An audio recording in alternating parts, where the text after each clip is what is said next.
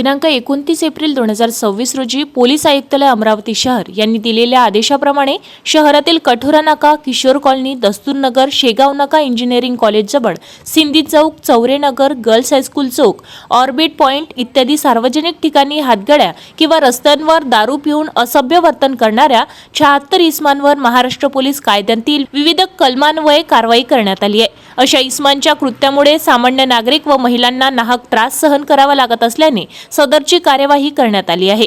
यापुढेही गुन्हे शाखा अमरावती शहर व सर्व पोलीस स्टेशन यांच्याकडून या प्रकारच्या कार्यवाही सतत करण्यात येणार आहे। शहरातील विविध खाद्यपदार्थांचे हातगाडी चालक व दारू पिणाऱ्या लोकांना जागा उपलब्ध करून देणारे किरकोळ दुकान यांच्यावरही कारवाई होणार आहे। अशा लोकांना जागा उपलब्ध करून देणे ही दारूबंदी कायद्याप्रमाणे गुन्हा आहे।